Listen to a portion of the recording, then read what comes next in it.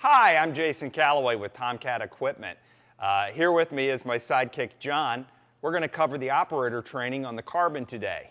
First thing I do when I come to my machine is I want to make sure that the last operator did everything they were supposed to.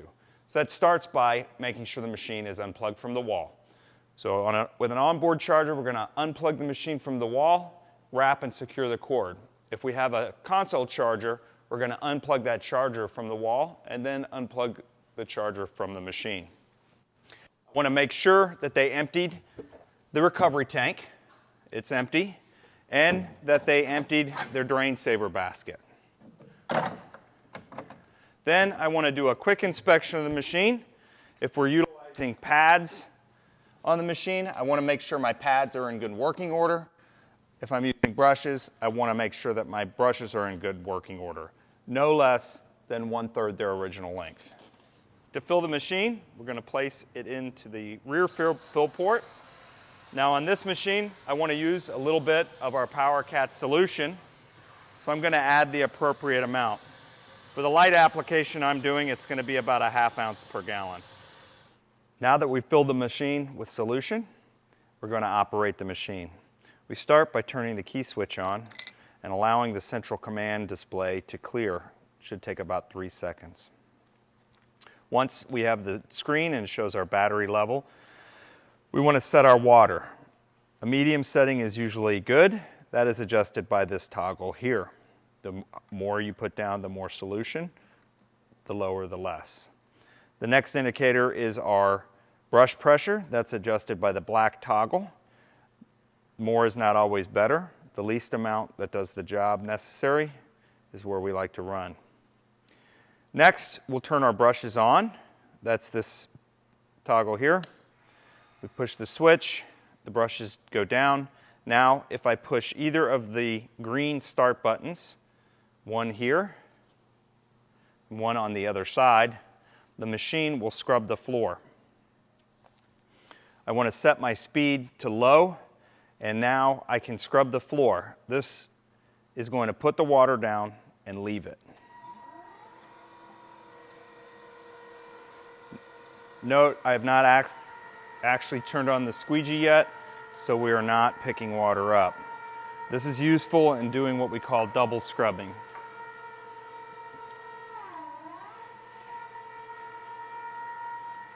We can reverse the machine and it will clean in both directions. The reverse toggle is here and is operated independently. When we're ready to pick up the water, we lower our squeegee and we proceed forward with the brushes on and the squeegee down and activated.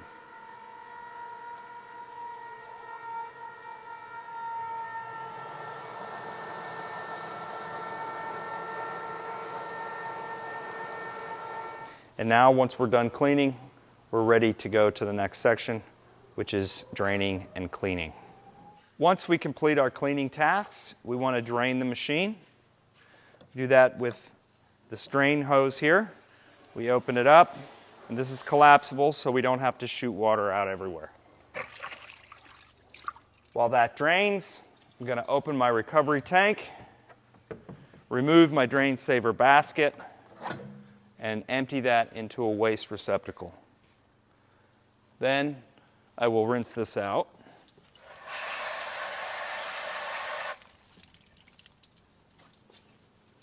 Replace it, put my vacuum hose back in, and proceed to rinse the tank out. We always want to rinse our tank so that it doesn't start to smell, and at the same time I rinse the tank, I'm going to also rinse the ball float.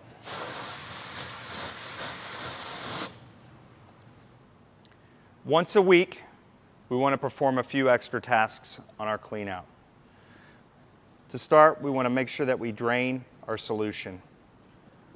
The solution is drained by pulling the sight gauge and placing it in the bin. And once that is drained, we want to check and clean our solution filter. Once the solution is drained, we'll replace that and then proceed to clean our solution filter. To clean the solution filter, we want to unscrew this. It's always going to lose a little water, that's okay. Remove the bowl and the screen. We want to rinse this screen. And typically it's best to do with warm water and clean the bowl. Once we've done that, we want to replace these. Taking care not to over tighten. Just hand tight. The test is if we fill the solution tank, if there's dripping, it probably needs to be tightened a little bit. If it's not, you're good to go. Once we've cleaned our brushes, we want to go ahead and remove our squeegee. We do that by loosening these hand nuts, sliding it back, and disconnecting our hose. We then want to take this to the sink and clean the squeegee out.